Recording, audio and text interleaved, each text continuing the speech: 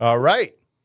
And welcome to the Crash Lab studio today with me, Mr. Chad Williams. Chad is the chairman and founder of Red Cloud Securities and Blue Thunder Mining, Inc. He's the former CEO of Victoria Gold, head of mining investment banking at Blackmont Capital, Inc., and top-ranking mining analyst at TD Bank and other Canadian brokerage firms. Chad's got a wealth of experience and knowledge in the space.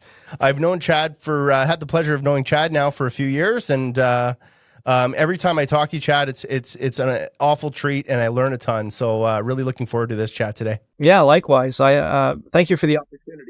This will be fun. Yeah, for sure. So, apologies to our viewers. This is Chad's in remotely from what appears to be a beautiful and tranquil a getaway up north, and so the audio quality may be a little suffering from our usual and video, but with that, we'll roll with it. And really, honestly, a treat to have Chad on. So hopefully that the audio and all the goodies is not a big issue. We'll try to fix it as best we can. Also, when we publish this, Chad, what got you into this space, man? Bad luck, I guess. I let the loss to bet somewhere. No, the truth is, I've been passionate about mining since I was a little kid. I used to go mineral collecting, and then I bought silver when the Hunt brothers were trying to corner the silver market, and lost a ton of money then. That was in the 80s. And eventually got into it. You know, I love mining. It's my calling. It's my passion. I love finance too. Awesome. And what sort of provoked you into kind of getting out of the mining sort of side of it, let's say, or were you ever in really the technical kind of ops side, or did you sort of start with more of the money side? No, I've never really been interested, even though I'm a mining engineer, I've never really been interested in calculating pipe sizes and, the amount of explosives required to blast the mine. The real engineering nerd stuff, I never was terribly interested in that. I always wanted to know, why did the gold price go up? Why did the copper price go down? Sort of big picture macroeconomic ideas. So sorry, Chad. So we're back. We tried to fix the audio sitch. So you weren't necessarily all that into or interested in the sort of calculating how many tons and all the specific kind of info workings and getting into the weeds all that much. Not at all. And the sort of eureka moment is what I decided to do my MBA and discovered that really, finance is my calling, really related to mining. And I've been doing it actually, it's funny to think about it, over 30 years now. Time flies, when you're having fun. But that's, I'm still, and the amazing thing is, and you're probably the same, I'm still fascinated every day about commodity price moves and macroeconomic impacts and political, events and how they impact uranium and copper. It's just totally fascinating. And quite frankly, notwithstanding the current malaise that we have in the market, it's not even malaise. It's total abandonment. People just don't care about commodities. Yeah. And I could not be more enthusiastic. Like, literally impossible for me to be more enthusiastic. And I'll tell you why. The demand for these commodities is growing steadily. We know electric vehicles and alternative energy and all of that. All of those aspects, all of those activities require more and more metals. You know that. You know that very, very well. And we've had underinvestment in mining for decades now. And so all of these mines are incapable. If the copper price, I'm just going to pick copper, I can say cobalt, any metal, if they doubled in price overnight, there would not be a supply reaction. They cannot produce more metal. Not enough people, not enough mines, there's not enough money, there's not enough reserves, there's not enough equipment. And so I see enormous gains in every single element on the periodic table. People ask me, do you like copper more than gold? They're all going to do well. Yeah. And the thing too is, and here's a concept that I'd like to, you're probably aware of this as well, but I really want to drive this home and make sure your listeners are aware of this, but for our entire lives in the mining business, we fought governments and we fought environmentalists and we fought the public because, I remember one incident, if I can digress for a little bit. I was driving into school one time, driving my daughter, who was 14 or 15, into school one time. And, this was like 8 o'clock in the morning. And, I'm half awake. And she goes, "Dad, I'm so embarrassed. You work in the mining industry. That's terrible for the environment." And of course, that's the sort of information that people were taught. But times have changed. What we are witnessing right now is the support of governments and the support of environmentalists. And I'm not saying all of them, but they have pivoted, because if you're an environmentalist now, you can choose traditional oil and gas, petrochemicals, traditional carbon fuels, or freezing to death in a cave, or uranium, or silver for solar panels, or lithium for EVs, and so on and so forth. The point I'm trying to make is they're not crazy about mining. They'll never like it, but they like it more than oil and gas. Well, I'm glad you brought that up, because I've landed on the same sort of conclusion. And the interesting thing is, if you look at the energy transition plans to shift towards net zero, so let's take the 2030 or the 2050 estimates for this transition plan.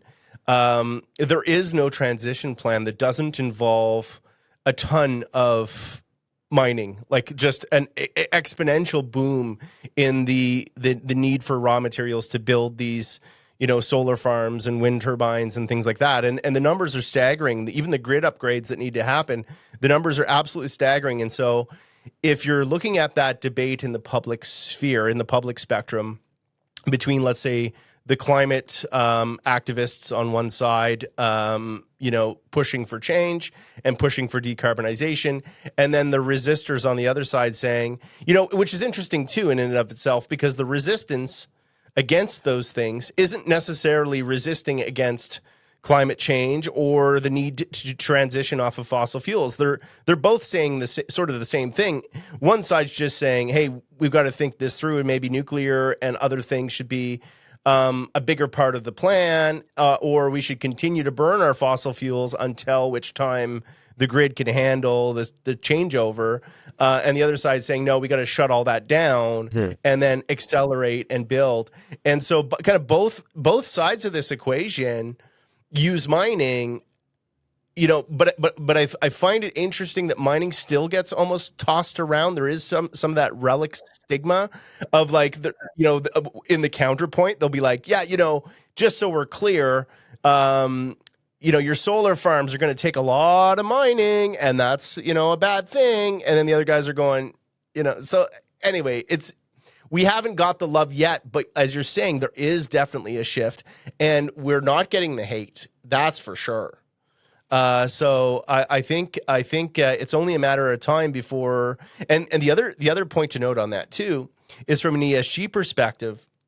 I was giving this exact topic a lot of thought, and from an ESG perspective, I mean, what better companies than mining companies? In fact, I was almost kind of at a place where it's like, how come mining companies don't have the absolute best ESG scores? Specifically, we do, 3-year to 5-year baseline studies of the environment, flora, fauna studies. We do reclamation plans. We put up bonds, community engagement, First Nations. This is all kind of part and parcel and built into the, it's not like the mining industry has to adapt ESG. It's actually all these other industries have to adapt what some of the standards that we've been setting in the mining space. And so I was looking for like, I wonder what this looks like. And if actually you look at the ESG scores, I was looking at S&P, and they had, like a kind of an ESG score finder, and Newmont had an ESG score of like 86. Okay. And Tesla had an ESG score of like 36. And you go, holy shit. And let's not kid ourselves. The mining industry has done some terrible things to the environment. For sure. Yep. Humans have done terrible things to the environment. And so, climate change is a in my opinion, an overused term, but the impact of humans on the planet is not insignificant. So we need to address that. But to your point, the mining industry has cleaned up its act, and I guess there's a lag effect. People, when they think of mining, they think of some guy with a pick and shovel, in some dark tunnel. It's very Hollywoodish, cliche-ish. Your listeners, even folks that are into mining, understand mining, would be shocked to see the level of advancement in environmental protection. And to your point, ESG, CSR, like mines can't be moved. If you're making shoes and you've got a shoe manufacturing plant and things get hairy with the locals, you're going to shut down and move it elsewhere. If you've got a mine and things and you're not friendly with the locals, you can't move it. So you have to have community interaction. And oddly enough, other industries, and I'm shocked by how low Tesla is on that score, but other industries might be able to learn from us. But in any case, to your point, there is no doubt that those numbers, 2030 or 2035 or whatever, they won't happen. The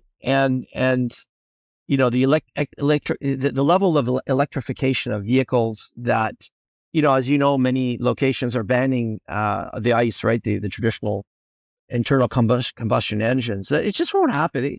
It's all politics. It's nonsensical. But to give you a concrete example, I was at a conference recently in New York, the SME conference, Society of Mining and Metallurgical Engineers. And, this is like a mining nerd love-in. These are mining engineers and geologists and a real industry type of event. And I've been going to this thing for probably 30 years. For the first time, it was full of U.S. government representatives, Department of Defense, Ministry of the Interior, all these government departments. They are acutely aware that they have underinvested in mining, that 80 to 90% of some very important metals are not produced in safe jurisdictions. And they are incredibly, I can't overstate this enough, incredibly motivated to secure supply. And another small example is I know of a private, small little quality phosphate company. They've got an innovative process of extracting phosphate from some deposits in Saskatchewan. And the CEO told me that he got an inbound call from the Department of Defense, and it's 16 people on the call wanting to fund his project to secure phosphate. Yeah, well, it's amazing. I think especially with what's going on with the fertilizers and the push for trying to reduce nitrates in the agricultural sphere. I mean, I'm not an expert on agriculture by any stretch, but I do know that phosphate plays a critical role in that story arc as a use for that. So I could understand the strategic value and trying to understand what's available and what can be accelerated. But the interesting aspect of that is they weren't interested in the phosphate for food. They wanted to get it for explosives. Because phosphates are used, ammonium nitrate, and other types of explosives. Well, I mean, I guess even for infrastructure, for tunneling, for, if you want to put in power lines and all that kind of stuff, you got to do it. This is Department of Defense folks. These are Department of Defense folks. They're preparing for war. Yeah. Crazy. Right? I mean, you see it ramping up all the time. At first the U.S. Sent a bit of money, then they sent more money, then they sent people, then they sent planes. Now they're sending explosives to Ukraine. Right? There's something going on here as well. You think so? You think there's going to be something more powerful on the war front beyond Ukraine? Without a doubt. I'm not sure if you picked up on this, but the Chinese paid $2 billion to the Cubans for the ability to install surveillance equipment on the island of Cuba. I saw the piece. I saw that. Yeah, I haven't read the tea leaves on that, but that's interesting. And people didn't pick up on that, right? Why would China want to do that? They're retaliating for, the US involvement in Taiwan and all of that. This is just heating up. Like you'll see things accelerate, and money flows will be able to tell you as well. They always anticipate war. So anyway, I don't wish it, but that's what's going on. I saw Trudeau is ramping up with sending some funds over to Latvia, and they're ramping up their military presence there in Latvia, at least to a battalion or whatever it was. And so there's clearly something going on in that, obviously in that region, in terms of beefing up military might. Also talk from Sweden about a transition to or about sort of pushing towards joining NATO. Yeah. The Turks yesterday gave Sweden the permission to join NATO, which is a huge, huge deal. Was that a red line for Russia? I mean, I'm not that up on the old world power politics, but was that a red line for Russia back then? Was Sweden one of these sensitive kind of areas that they said, absolutely not? No, not really. And the Turks, anyway, it doesn't matter the sort of the background, but the point is things are accelerating, and for folks that are paying very close attention, and I'm a very optimistic guy, and I don't like to talk about things like that, but one has to be prepared and anticipate these sorts of events, and the meaning, and ultimately where this is going. And one could argue, what's behind it, right? What are the, why did Russia, attack Ukraine, and why is the US supporting Ukraine? And it's all really, it dates back many, many, many years. And it's really the Americans who ultimately want to control, let's say, it's the best word I can come up with, control Russia. And one could even argue that Ukraine was a pawn in that whole agenda. That whole move. Yeah. And what does Russia have? Russia's got oil, it's got commodities, it's got lots of things the Americans. Well, it seems like the U.S.'s financial control has been slipping for a while. They have the military might, but do they have the financial control worldwide? I mean, we've seen other jurisdictions kind of pop up, and there's been some movements too with new currencies, gold-backed currencies, things like that, coming out of the East. What are your thoughts on that? Where does that go? Yeah, I think a gold-backed currency. While I'm a gold guy, I believe in gold long term. I think it's as meaningful today as it's ever been. But backing a currency with gold is a recipe for disaster, because it's too constrictive. It's too disinflationary. It's quite frankly, it's a rule by which humans can't abide by, politicians can't abide by. And it's not something I wish for. I think personally, it's very important for all of us to have exposure to gold and silver and commodities in general. But for governments to be, look, like I can give you dozens of examples, but even Argentina trying to back their currency with the US dollar, it didn't work. Like a fiat currency backing by another fiat currency, it's still too restrictive. Governments get elected by spending money. They control the military, they control the police, they control the civil servants. And as you know now, and anyway, the point I'm trying to make is a gold-backed currency might be interesting to talk about, but it won't happen. What's more interesting, of course, to me is cryptocurrencies and how they're going to behave, because I've always been skeptical that governments would let cryptocurrencies survive or thrive because they can't control them.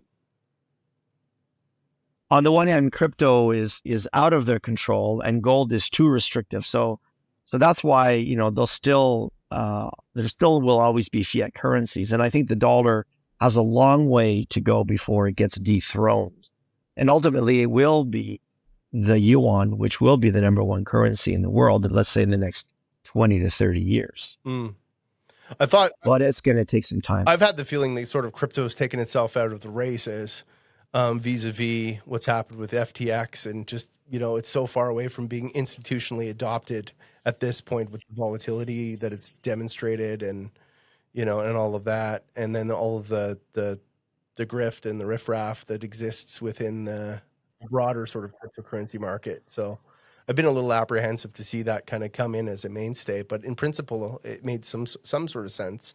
But in lieu of like all of the, energy constraints and the concern, whether we agree with them or not, I mean, it's not for me to say, but with regards to climate net zero aspirations, even governments like China have said, listen, there's better uses for our energy than GPUs. And so they outlawed sort of crypto farming in China, which is, of any place that has a huge amount of power, and sort of the ability to circumvent some of these international, we'll call them virtues that have been put forward, and sort of stand on the side of those things and still say, hey, listen, we're not really into this whole crypto thing. Or at least our energy shouldn't be used for that. I mean, I just don't see a future where we can be pumping tons of energy into GPUs and have some sort of competitive long-term, infrastructure that would support, nothing but a currency. Which, getting back to mining, I mean, that's energy consumptive as well. And so the argument against gold is why take it out of the ground when you're simply going to put it into a vault and stare at it, So there's ethical issues related to that as well. But there's no doubt. I remember at the peak, these cryptocurrencies were consuming more energy than South America, or it was some crazy big number. Although, with Ethereum, anyway, there's some cryptocurrencies that are less energy consumptive. And I do believe that, like, I don't know how old you are, but I'm certainly old enough to remember that, when the internet sort of bloomed the first time, a lot of money was destroyed as many of these companies imploded. And I think we're going to see that with crypto. Yeah, the .com. Yeah, the .com, obviously Netscape and all that, Pets.com. Anyway, the point is, I think a lot of these, at some point, you probably know the number more than I do, but there's something like 15,000 cryptocurrencies or something. So they'll retrace. And then a handful of them will, there's no doubt that cryptocurrency as a currency is a medium of exchange, is very useful for NFTs and things like that.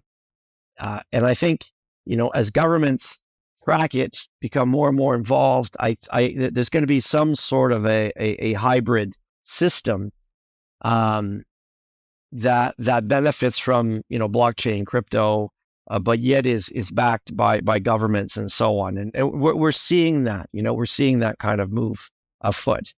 But let's talk a little bit about the, if commodities are to do very well, we've talked about supply demand imbalances and things like that. I am convinced about that, but, and you alluded to the US dollar weakening, or at least some sort of or either it's an absolute weakening. Aversion, let's call it some sort of growing anti-sentiment, or, whatever it may be, or some sort of aversion to US dollars internationally. And whether it's relative or absolute, obviously, if that were to happen, that's obviously super positive for especially gold and silver and then commodities in general. My personal belief is that the U.S. is and this is not nothing radical, but let's just talk about this for a second. Is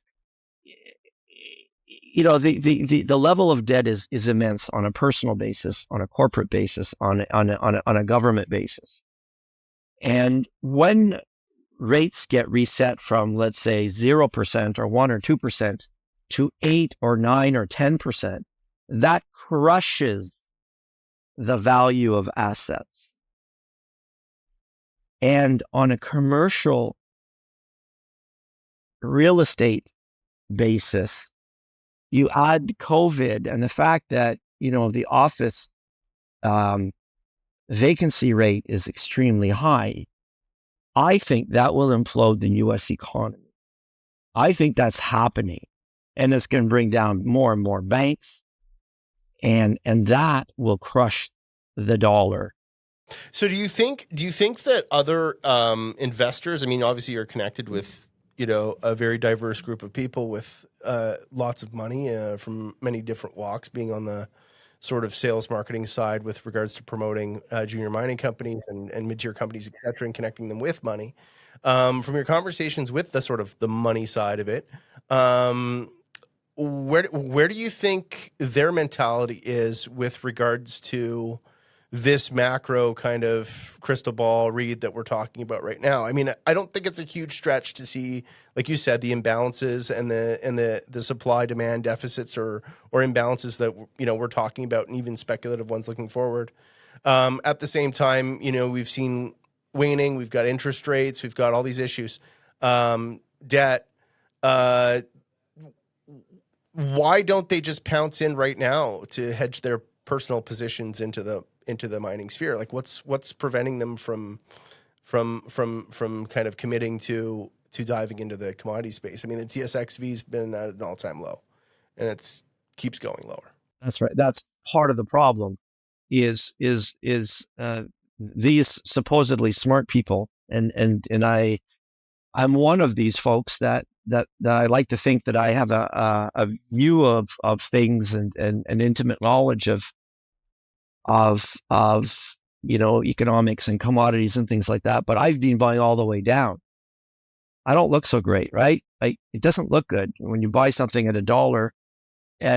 You thought it was really cheap at $10. You buy it at $5, and then you buy it at $1, and now it's at 28 cents. I'm just making it up, but at some point you kind of go, like, how much pain can I tolerate here? I need things to bottom. I need some momentum. I can tell you there are some outrageously smart folks, very well connected folks, that are aware of all these things I've mentioned, and they are chipping away. But I can also tell you that they are demoralized. They are tapped out. They are just, it's like, okay, I see it. I know we're going to need copper. You mentioned the infrastructure, right? We want to meet, it's like, we know we get it, but when am I going to start making money on it? So let's talk about demographics as well. I think that's a big, big problem behind the scenes. So there is a huge number, the greatest population group size in terms of number were the baby boomers, right? But the baby boomers are now 60 to, let's say, 90 years old or something like that. They are not buying mining stocks. They're the people that know about mining. They're the people that bought mining stocks, but they're not buying mining stocks because they know if they lose $1, they can't make it back. For them, their risk aversion is extremely high. Then there's the Gen X, the sort of they're not very numerous. They're not very wealthy yet, although, wealth is being passed down steadily and gradually to them. To me, and this is, I pay very close attention to this, is the millennials, the Gen Z, the millennials, let's say the 15 to 35-year-olds.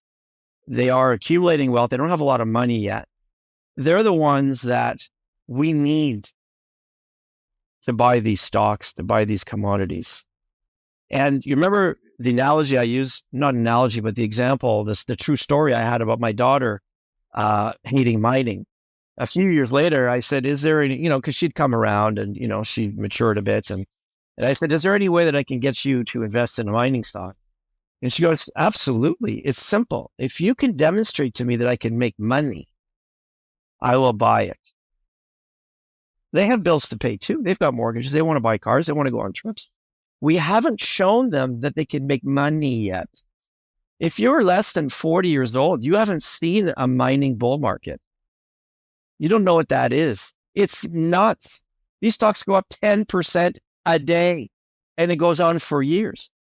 Right? I remember buying El Dorado at 10 cents. I sold it at $2. I thought I was brilliant. It went to $20 or $30. Okay. They have no idea they can make money. Okay. That's a problem. They don't know what the movie looks like because they've never seen the movie. You and I know. That's why we're still yeah, that's why we're still in the game. We know how powerful it can be. Yeah, no, I mean, that's an interesting point. And, but, in terms of, I've always, sort of an early mentor to me was a fellow by the name of Danny Dages in United States, in the Boston area. And Danny was a big kind of automotive tycoon, and I worked for him. And, and Danny always said to me, like, I had ideas of other kind of, entrepreneurial ventures that I wanted to pursue. And he said, "What are you doing? Like, what are you talking about? Just do mining. You know mining. Do fucking mining. Like, don't even think about anything else." He's like, "If you walked in here with something mining related, I'm in. Where do I sign?" The guy's a multi-billionaire. He's like, Danny, I'll back you all day long. But come in here with like an idea of like, because I was like interested in like automotive stuff. And he's like, "Yeah, get out of here with that. I know cars. You don't know shit about it." He's like, "Just do what you know." He's like, "That's important." And I think you're calling out something very interesting, because there was a shift. There was a shift in terms of where the money was coming from for some of these younger generations, and there's a bit of a gap. So I'd say I'd sort of break it up into a couple of categories. I'd sort of between the ages of 30 and 40, you're kind of effectively screwed. There wasn't a whole lot of opportunity for that bunch. I mean, a lot of them went into the public sector, became teachers, nurses, things like that. And then they were struggling with down payments and things, and et cetera. So Student debt, they're still paying down student debt 20 years later. student debt, it's just a weird time. There wasn't a whole lot of anything, and they couldn't get into the housing market because they've already missed it, and et cetera. But if you go down that chain, less than 30. So sort of let's take that group of like maybe 31 or 32 down to, their mid 20s right now. This is the group making a ton of money, even the low 20s. These are the ones that are part of this whole big tech revolution. And they're coders, and they're into the crypto game. They were into, and they have some cash in their jeans. But you're right. I don't think I think they're comfortable. If you walked in with the next big tech idea, I think they're there. They understand, they're doing what they know, and they don't know mining. They don't know this. And so I think that's an awfully difficult thing to change. And part of really what we're trying to do with Earth Labs and this podcast and CEO.CA is try to kind of make it more accessible. Like, let's see if we can shorten that learning curve for people, provide them with interviews, with information, with how to value a company, et cetera, to try to give them a bit of a repository of, a 101 course in how to navigate the world of junior mining, investment and speculation. Exactly. And if we can demonstrate, we need to educate them, which is exactly what you're doing. And kudos to you. And that I'm there. Anything I can do to help you with that. I love doing that. And quite frankly, I feel it's my duty to do that. But if we can educate them, and if they can feel that there's a way to make money in this, that's ethically sound, that they can feel good about themselves, then the door, like a lot of people are going to go try to go through a very narrow door, right? The market cap of all the world's mining stocks is probably, I'm just going to throw this number out, is probably 10% of Apple's market cap or something like that. So if we get any kind of momentum, these things are going to go nuts. And anyway, again, I started by saying there's no doubt in my mind it will happen. It's disappointing. I'm frustrated. It's taken longer than I thought it would have. The Fed has raised rates longer than I thought they would. I think that's going to have a crushing blow to the U.S. economy. And I think they're going to regret it. And I think they're going to lower rates a lot faster than people think. But hey, time will tell. Yeah, well, it would seem that a lot of that is probably. Look at a lot of this interventionism on multiple fronts. It sent kind of a fluster of financial shock and instability into a variety of markets and into a variety of countries and sectors and things like that. So I think the devil's going to have its due there, where you can't have all of this shock, all of this craziness, and then I'll couple that up with a COVID. which comes out of left field. And, it was already kind of doomed to begin with, though, I kind of think. We're already heading down this way. So I think a lot of people tend to place the instability and the blame on COVID, but in some ways it's sort of misplaced. It's like the inflation, the supply chain issues, et cetera. They're going, COVID, still COVID, right? And it's like, well, I mean, it's not all COVID, guys, No, COVID is a symptom of it, and it's a setup. It's happened many, many, many, many times. In fact, it's predictable in every society before us and in every society after us. It's a cycle of political ineptitude, overspending. One can blame, capitalism or cyclicality or sunspots. But there's certainly a cycle, and we are at the worst part of it right now. And there are some that argue that COVID was created by, let's say, a group of people related to the World Economic Forum to reset, cause a global reset, that this war is part of this war that I alluded to that is ongoing and will accelerate is part of this global reset.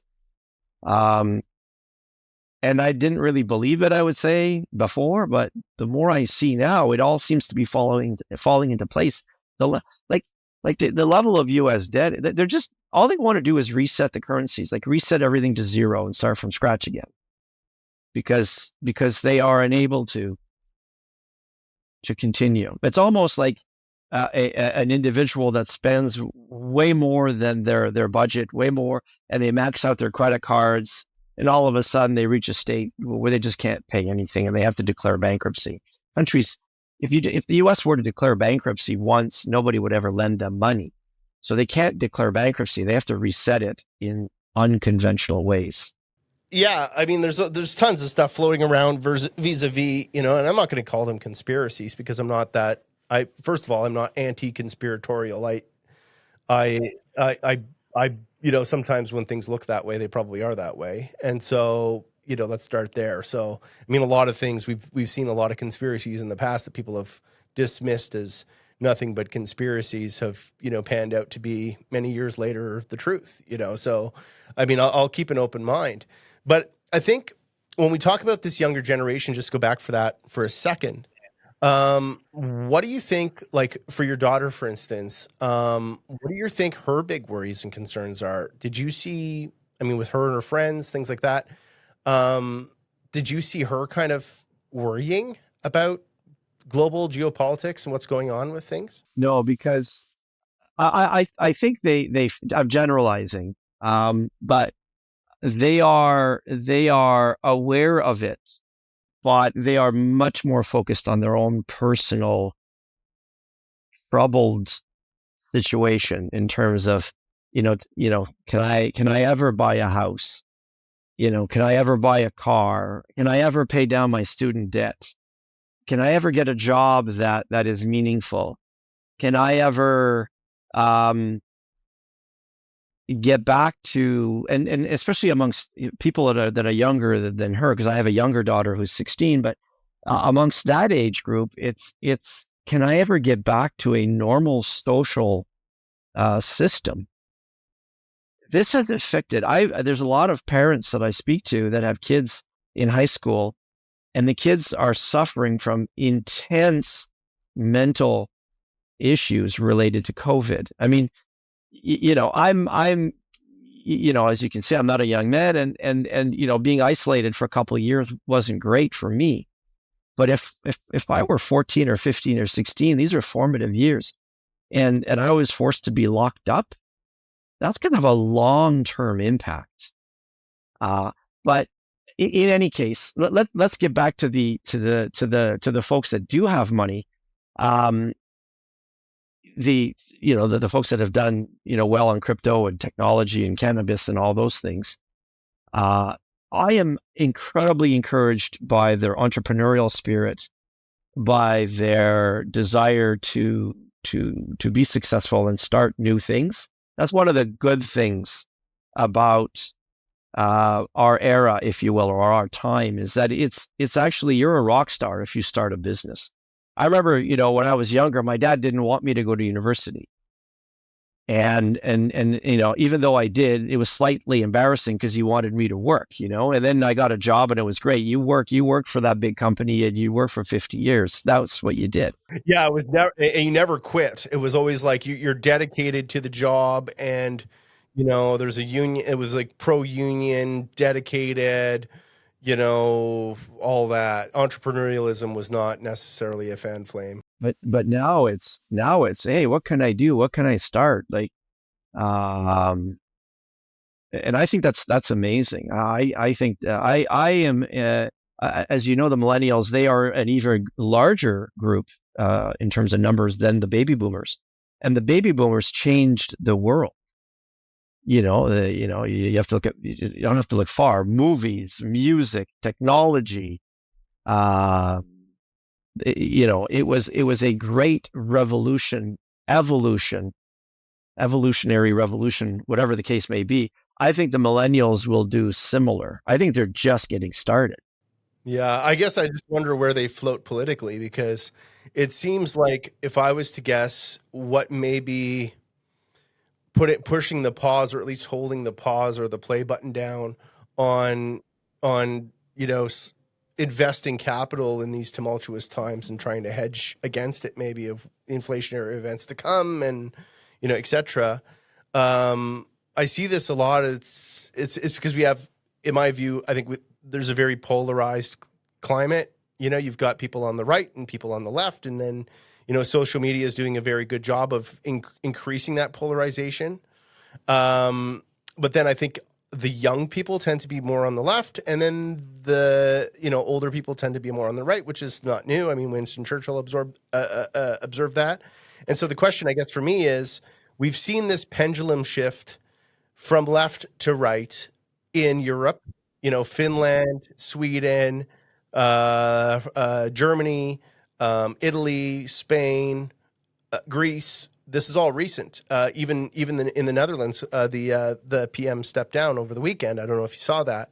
No, I didn't. And there's all been, there's been quite a bit of discourse there with the farmers, and kind of having enough of some of what's coming down the pipe, and so we're seeing this pendulum shift, and of course the polling numbers over here are looking to favor the right over the left, I would say. But when push comes to shove, it's who turns out and votes. And I think this is a really pivotal time. I think maybe this is the volatility that may be keeping people back, is to say, well, if the right wing, gets in, they may be thwarting some of these things, and that might be alleviating some of the potential. Let's say by and large, I don't know if this is going to happen, but let's say by and large, the right wing types get in, and they say, okay, we don't want to pursue any more of this climate net zero stuff. Let's go back to just all systems go.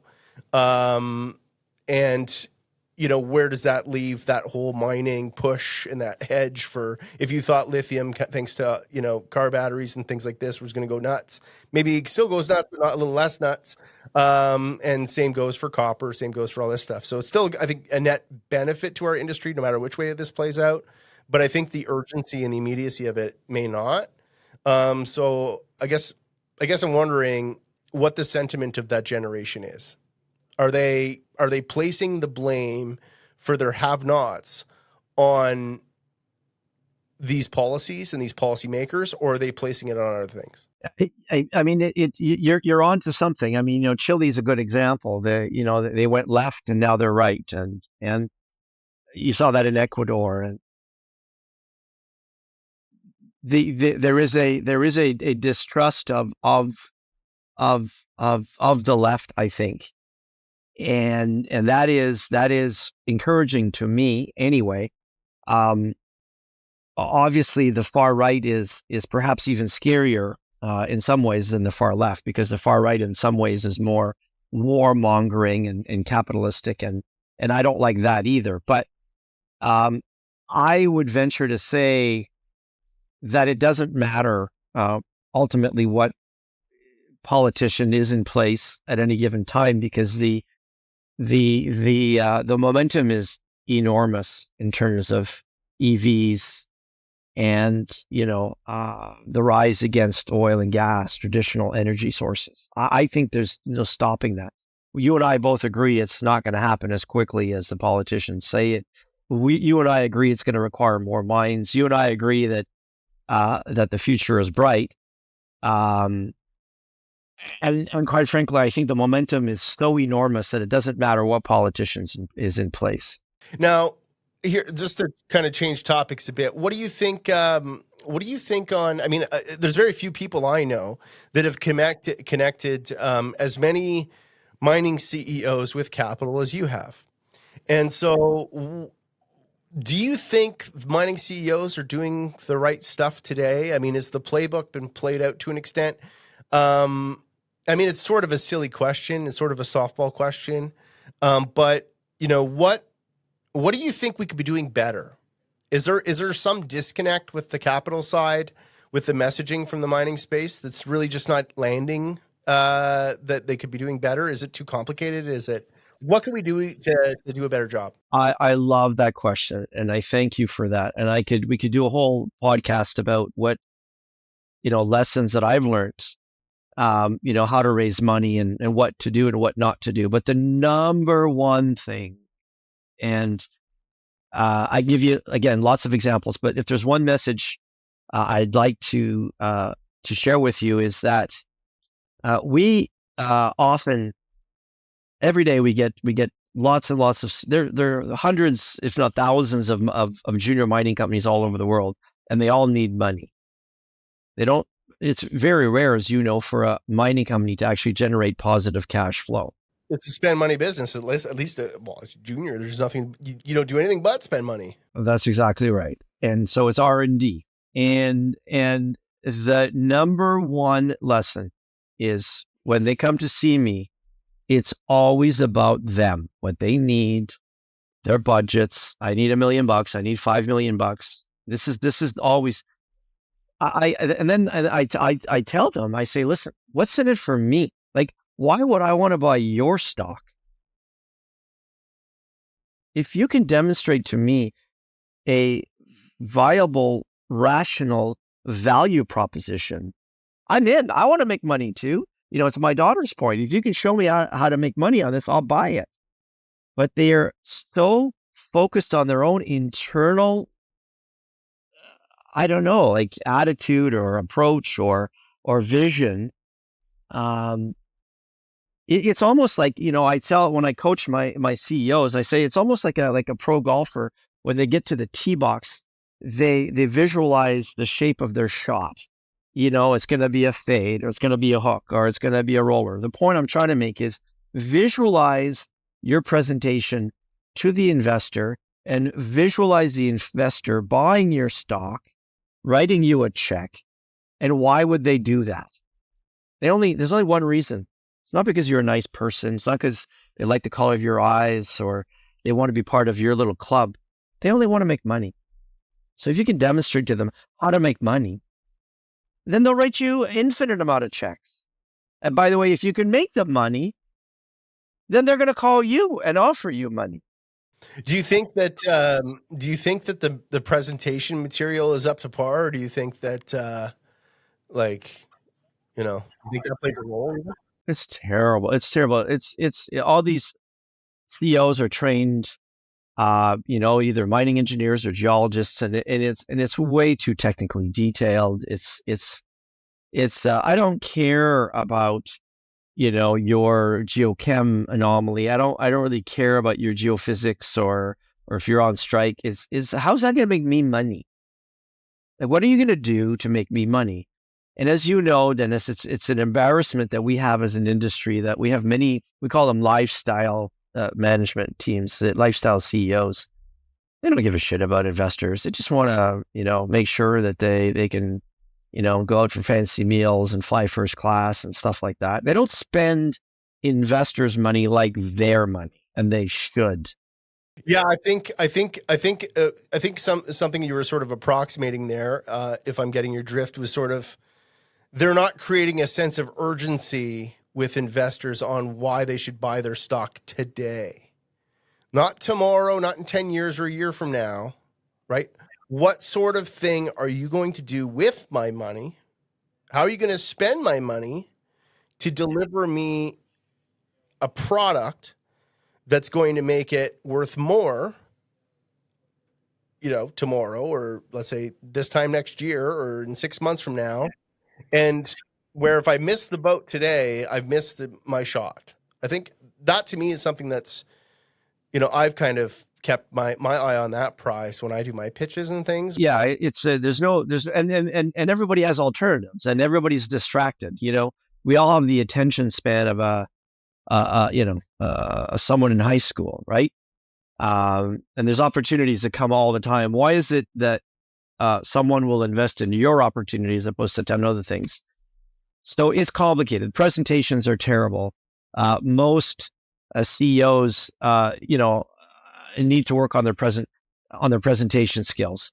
But there's a few of them that are good. In my heyday, if you will, there were many of them that were good. Now there's a handful of them. When I graduated in mining engineering in 1989 from McGill, there were 4 of us in our class. So there aren't a lot. There's no la relève in French. There's nobody to backfill really with these senior amazing, executives that are now 80, 85, 90 years old. They're out of the game really. Well, that's sort of where I was going with it, because I think, let's take our truth that we're right, that, the mining industry will be called upon for some explosive production, pickup. We got to pick up our socks.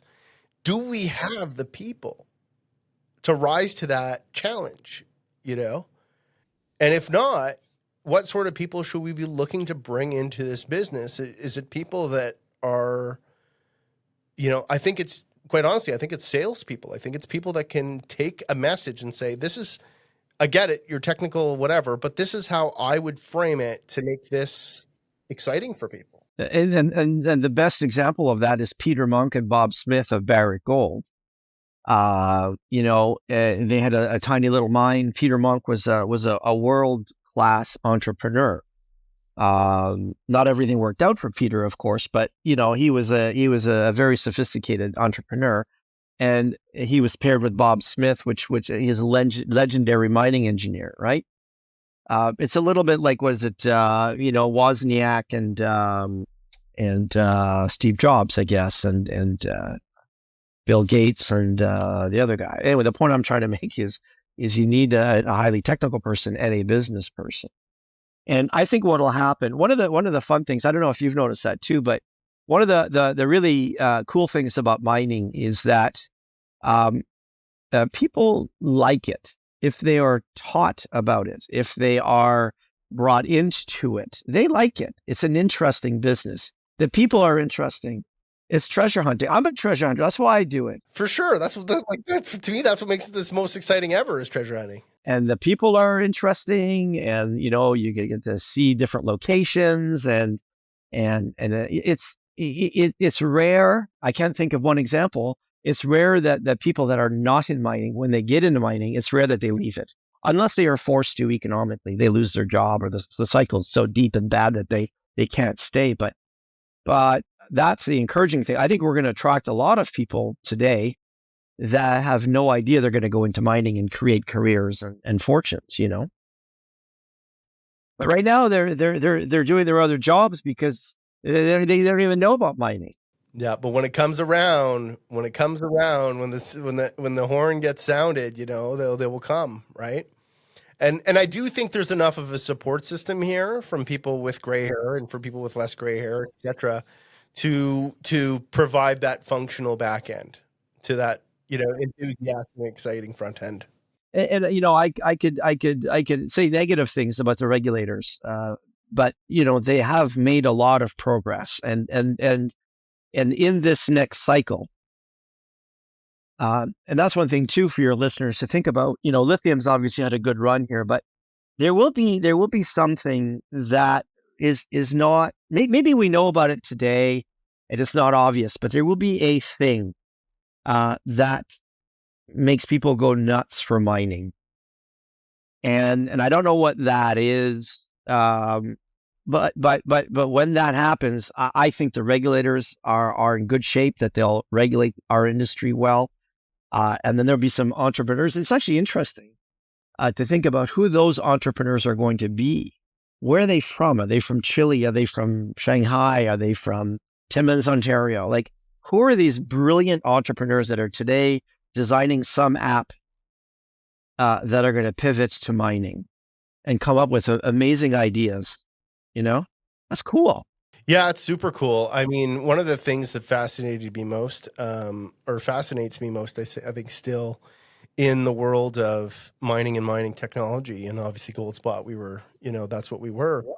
And we always kind of scoured the world for other emerging technologies in the space that either could, if we bought them, give them a competitive edge, or invest in them and things like that. And that was something that we kept a very close pulse on what was going around globally. And I mean, I'm baffled. There's so much cool tech. There's so much cool stuff people are doing. And a lot of this stuff is still skunk works. Like, it's still private companies, they're small. Adaptation's very difficult. We're sort of stuck in our ways. So if you do have something very cool, it takes a while to penetrate and get it into the market and get, large companies adapting that new tech. But what's available out there is really remarkable. And so I think that it's going to be really, really exciting things in the future. One of the biggest, I think, knocks against mining is actually more about safety of its workforce. And I mean, our safety record here in Canada is phenomenal. But if you look globally, it's not the safest, right? It just kind of comes with the turf. It's like, well, I mean, firefighting's not safe either, right? But it's still necessary. And so, yeah, they do the best they can do, obviously. But if you're a firefighter in Niagara Falls versus a firefighter in I don't know, Ghana, you're going to have a very different kind of risk tolerance, I guess you could say. So one of the interesting things about it, I guess where I'm going with this, is that if you look on the Canadian landscape, and I guess this kind of brings it full circle, our conversation a little bit for full circle, is here in Canada, the regulations, as much as we fought them, as much as we kicked and screamed, put our companies in a phenomenal position to have extraordinary ESG scores, extraordinary, we took on even the women in mining, and I mean, I'm not a woman. This isn't virtue signaling or anything of the sort. But the reality is, before, a lot of these more prominent and now legislated women's movements, equality, equity, inclusion, things like this, the mining community recognized it had a problem, and we dealt with it. There's a ton of great women in mining today, and it wasn't something that needed to be legislated. It wasn't something that needed to be pushed onto the sector for them to change. It was something that we took on. I mean, same thing goes with like community relations, as you said. I mean, that's inherently built into it. You can't move your mind, so you got to learn how to figure out how to get along with your local community and color inside the lines. And so I think we're in a very enviable position with technology on the horizon, with where we can deliver a huge amount of value to the world with an incredibly low ecological footprint. And even better, be safe, be engaged with community, have this huge socioeconomic benefit to surrounding areas where we go. We go to remote areas, as a lot of them are in third world countries. A lot of them are in places that need the boost. And so I think it's pretty sunny days ahead from that perspective. Yeah, and there is and this, I know, we see this, we know this as a fact that people in our industry want to do good in terms of the environment and ESG, CSR. I've never met one person that said, "Hey, I just want to rape and pillage this area and take advantage of the locals." No. And a lot of us, quite frankly, and this is something that people, I think, don't recognize. A lot of us got into the industry because we like nature. We like being outdoors. We are, I was a member of Greenpeace, as a teenager, and this deep respect. In my mind, I can reconcile mining with being environmentally friendly and respectful. It's possible. I know it is. I've seen it. We just need to convince others that that's indeed the case. Yeah, well, I mean, it's going to be tough, and I don't know how. I think it's a responsibility that we have to figure out how to do this collectively as an industry, and maybe it's groups like ours getting together to launch these types of initiatives where, everybody can kind of chip in and say, hey, listen, this is for the benefit of the industry, and this is communication that's going to benefit everyone here. But I think we got to get our act together in that way. I really genuinely do. I agree with you. This space is full of, fantastic people that genuinely do care about the environment. I mean, even myself, I did my first few years of university in environmental geosciences with more of an environmental focus. And, I pivoted towards the end, but nonetheless, I mean, I love the outdoors. I grew up with that. I have, it's not something we were talking about it now, but I 100% agree with you. I've never met one single person in this space who said, fuck you to the climate or fuck you to the environment or anything else. Let's just go. Let's just do it. Yeah. Let's just do it. We're going to make a big mess and it's going to be a disaster for the drinking water, but let's just do it anyways because we're going to make money. Like not part of the game plan for anybody out there. It happened in the past, but other industries did it as well. The chemical industry, the automotive industry, the steelmaking industry. That's how they did things in those days. Mining was terrible. Well, they also didn't have the internet. They didn't know about all this stuff either. No, they didn't. They weren't sophisticated. I mean, the stuff that happened anyway. And I think that our and you're right. Canada is if not the best in the world, it's up there in terms of ESG CSR in terms of mining. We're in a great place. The only problem that we have is we're severely lacking funding. And we talked about that. The markets are terrible. There's no momentum. Who's going to buy this stuff? It's a big problem.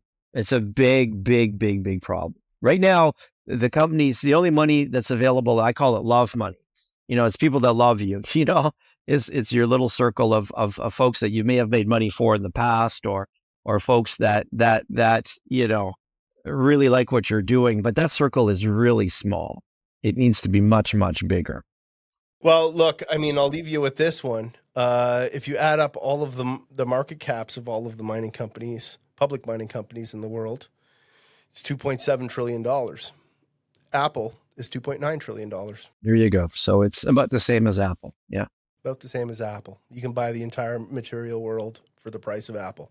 Yeah. And Apple's a phenomenal company, but just on a relative basis, it doesn't really make sense. It's the entire material world of things, of stuff. Yeah. Anyways, Chad, thank you so much for joining me today. And this is always a good chat. I could go on for hours with you about this type of stuff. Looking forward to seeing you in person next time, hopefully, and we'll do this in the studio. But again, thank you so much for making the time and coming on today, man. Wish you the best. My pleasure. That was a lot of fun. Yeah, anytime. Cheers.